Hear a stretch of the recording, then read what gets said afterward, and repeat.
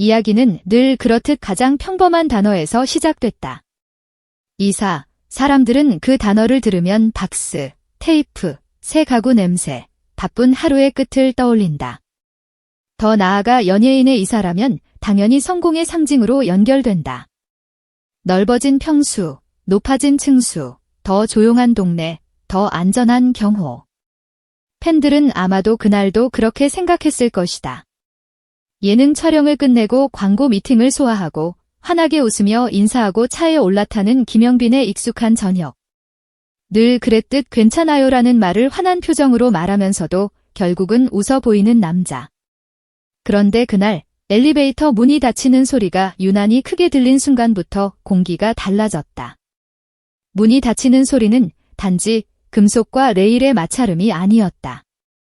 마치 그의 마음속에서 오래 잠들어 있던 무언가가 동시에 잠금 해제되는 소리처럼 그 짧은 찰나가 그를 다른 시간대로 밀어넣었다.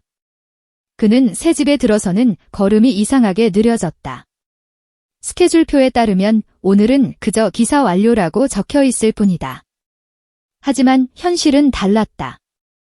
복도 끝 현관문 앞에 서는 순간 김영빈은 이미 알고 있었다. 오늘은 새 집이다. 새 시작이다. 그런데 세상은 왜 새 시작을 허락해주지 않는 걸까? 피하고 싶어도 끝까지 따라오는 한 존재. 할머니라는 이름.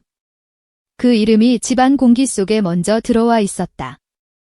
현관문을 열자 아직 풀지 못한 박스들이 산처럼 쌓여 있었다. 직원들이 형님 이건 나중에 같이 정리하시죠라며 내려놓고 간 상자들. 방송국에서 받은 소품들, 팬들이 보내준 편지와 선물, 택배 스티커가 덕지덕지 붙은 생활용품들. 겉으로 보면 성공한 연예인의 삶을 상징하는 풍경이다. 사람들은 이런 장면을 보면 감탄한다.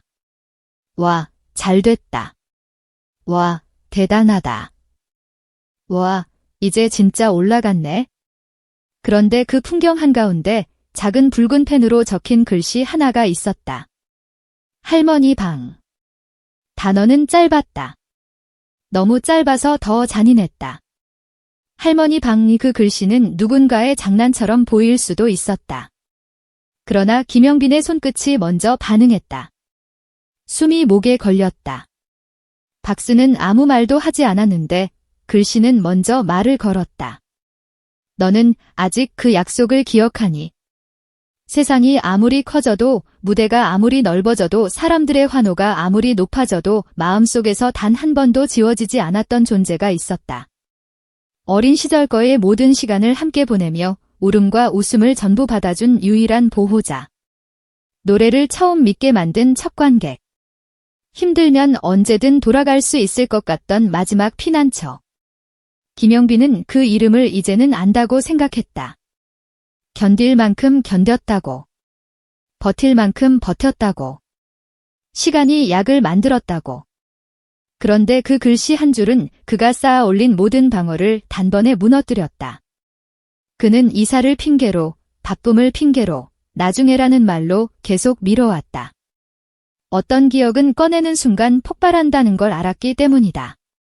그래서 테이프를 뜯는 손이 조심스러웠다. 아니, 조심스러운 척이라도 해야 했다. 테이프가 찢어지는 소리가 유난히 뼈에 박혔다. 박스 뚜껑이 열리자 먼지 냄새와 함께 설명할 수 없는 향기가 스며나왔다. 그것은 물건의 냄새가 아니었다. 시골집 부엌의 새벽, 미역국이 보글보글 끓던 냄비, 비 오는 날 마당에서 빨래를 널며 퍼지던 비누 냄새, 오래된 이불에 남아있던 햇빛의 잔향. 마치 시간이 상자 안에 들어있다가 한꺼번에 풀려버린 느낌이었다. 그는 순간적으로 새 집바닥이 아니라 수십 년 전 그 마당에 서 있는 것 같았다. 사람은 기억으로 무너진다. 그리고 김영빈은 그 사실을 너무 늦게, 너무 정확하게 깨달았다. 상자 안에는 빛바랜 이불, 낡은 스웨터, 손때가 묻은 작은 물건들이 차곡차곡 들어있었다. 무엇 하나 화려하지 않았다. 그런데 이상하게도 눈이 떼어지지 않았다. 그 중에서도 가장 먼저 시선을 붙잡은 것은 작은 나무 상자였다. 모서리마다 세월이 만든 상처가 있었고 색은 오래된 피아노 건반처럼 조금씩 발해 있었다. 그런데 상자에 달린 작은 금속 손잡이는 이상하리만큼 반짝거렸다. 마치 누군가 방금 닦아둔 것처럼. 그 반짝임은 단순한 금속의 빛이 아니라 나는 아직 여기 있어라고 말하는 신호처럼 느껴졌다. 김영빈은 상자를 열기 전부터 알아버렸다.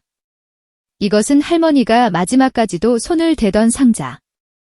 그가 상경하던 날 떨리는 손으로 쥐어주며 이건 꼭 가지고 있어야 한다고 했던 그 상자. 어린 시절에는 보물 상자라고 부르며 품에 안고 다녔던 물건. 뚜껑이 열리는 순간 오래된 사진 한 장이 먼저 모습을 드러냈다. 동네 사진관에서 찍었을 법한 어색한 포즈. 앞에는 통통한 볼의 꼬마가 어색하게 웃고 있고 뒤에서는 할머니가 그 아이의 어깨를 든든히 감싸 안고 있었다. 그 꼬마가 김영빈이었다. 지금은 전국 투어를 다니는 스타지만 사진 속 아이는 그저 할머니의 품이 세상의 전부였던 시골 마을의 소년일 뿐이었다. 사진 한 장은 말없이 선언했다. 너는 원래 여기서 시작했다. 그리고 사진 아래에는 할머니가 손수 만든 작은 인형들이 가지런히 놓여 있었다. 바늘땀이 고르지 않아 여기저기 비뚤어진 흔적이 보였지만 그 불완전함이 오히려 더 따뜻했다. 완벽하지 않아 더 진짜였다. 그걸 보는 순간 김영빈은 깨달았다. 사람들은 지금 그의 무대 위 완벽함에 열광하지만 그 완벽함은 사실 불완전한 사랑 위에서 겨우 자라난 것이라는 사실을. 그가 완벽해 보일수록 그 밑바닥에는 더 많은 비뚤어짐과 꿰맨 자국이 있다는 사실을. 그리고 맨 아래 마치 숨기듯 놓여있던 작은 금속 상자 하나가 은은하게 빛났다. 손바닥만 한 크기. 그 상자를 보는 순간 김영빈은 무의식적으로 숨을 들이켰다. 봤다. 본 적이 있다. 아니, 수도 없이 만졌던 것이다. 어릴 적 그는 이 상자를 늘 손에 쥐고 다녔다. 부적처럼 방패처럼. 이게 있으면 안 무서워라고 스스로를 속이게 해주는 작은 기적처럼.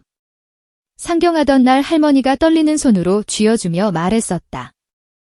용비야, 흔들릴 때마다 이걸 꺼내봐. 어린 김영빈은 그 말을 다 이해하지 못했지만 상자를 쥐는 순간 마음이 이상하게 따뜻해졌다는 것만은 기억했다. 상자를 열자 작은 금속 시계 하나가 모습을 드러냈다. 어린 시절에는 그저 반짝이는 장난감 같았다. 하지만 지금 다시 마주한 시계는 장난감이 아니었다. 시계 유리에는 수많은 스크래치가 나 있었고 바늘은 멈춰 있었다. 그 자체로 너무 많은 시간을 견딘 흔적이었다. 그리고 진짜 시간은 진짜 폭발은 뒷면에 새겨져 있었다. 시계를 뒤집는 순간 그의 손이 떨리기 시작했다. 얇게 새겨진 한 줄의 문구, 그리고 그 아래 할머니가 남긴 또 하나의 문장. 용비야, 내가 이 시계를 받을 자격이 있을 때 할미는 다시 내 모습을 알아볼 거다. 내 목소리가 세상을 밝히는 날까지 절대 거짓을 노래하지 마라. 그 문장은 칼처럼 들어왔다. 동시에 담요처럼 덮어왔다. 사랑이 이렇게 잔인할 수 있나 싶을 만큼 따뜻한 명령이었다.